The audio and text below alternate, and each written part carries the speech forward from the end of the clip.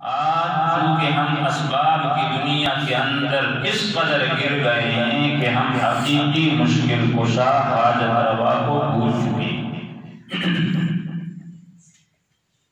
ایک صحابی کے بارے میں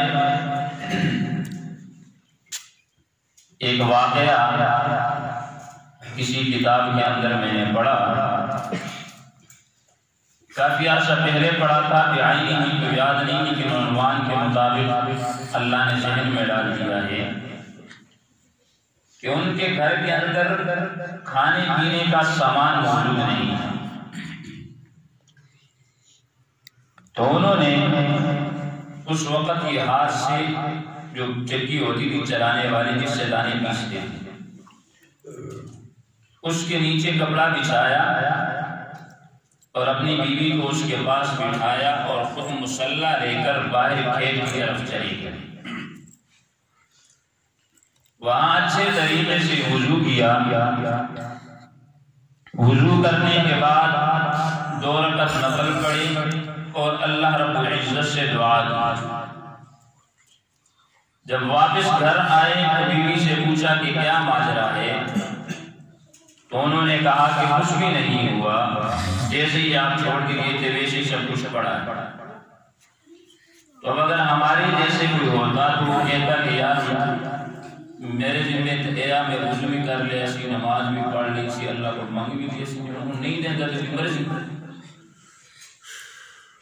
صحابی رسول کہنے لگا کہ اللہ کے در میں کمی نہیں ہے، اس کے خزانے بے بہا ہیں، لیکن اصل مسئلہ یہ ہے کہ میرے مانگنے کے اندر کوتاہی ہے۔ جس طریقے سے مجھے اللہ سے مانگنا چاہیے تھا، ممکن ہے میں اس طریقے پر اللہ سے مانگ نہ سکا، اس لیے اپنی بیوی سے کہا اور پھر دوبارہ وہیں پر کھیتوں میں چلے گئے۔ اپنا ہتھیار جو تھا، جو ان کا ایٹم بم تھا، وہ کیا تھا؟ مصلی۔ پھر وہیں پہ بچھایا، 2 رکعت پڑھی اور اللہ رب العزت سے دعا کی۔ واپسی پہ جب گھر تشریف لائے تو کیا دیکھتے ہیں کہ بیوی چکی گھما رہی ہے اور اس سے آٹا نکل رہا ہے۔ جتنے ان کے گھر کے اندر برتن تھے وہ سارے کے سارے برتن بھر گئے، ان کے پاس جو سامان تھا وہ سارے کا سارا مکمل ہوا۔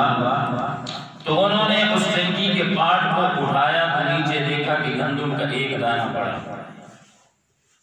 اور یہ واقعہ آ کر جب انہوں نے آپ صلی اللہ علیہ وسلم کو سنایا تو جناب محمد رسول اللہ صلی اللہ علیہ وسلم نے فرمایا کہ اگر آپ چکی کے اس پاٹ کو اٹھا کے اس دانے کو نہ دیکھتے تو قیامت کی صبح تک اللہ پاک اس سے یوں ہی آٹا جاری رہے۔ بات بتانے کا مقصد یہ ہے کہ انسان پہ چھوٹی مشکل آ جائے تب بھی اس میں کس کو پکارے؟ اللہ کو پکارے۔ بڑی سے بڑی مصیبت آ جائے تب بھی اس کے اندر کس کو پکارے؟ اللہ کو پکارے، اس لیے کہ اللہ کے علاوہ جس کے بارے میں قرآن مجید میں اللہ رب العزت نے فرمایا کہ لا يخلق ذبابا ولو اجتمعوا له، کہ اللہ کے علاوہ ساری کی ساری کائنات مل کر ایک مکھی کا جو پر ہے اسے بھی نہیں بنا سکتا۔ اور میرا تو عقیدہ اور نظریہ یہ ہے کہ ہمارے اندر اتنی بھی طاقت نہیں ہے، مکھی کا جو پر ہے وہ تو دور کی بات کہ ہمارے اندر اتنی ہمت اور طاقت بھی نہیں ہے کہ مکھی اگر کسی سے کوئی چیز لے جائے تو وہ اس سے وہ چیز بھی واپس لینے پر قادر نہیں ہے۔ اور کئی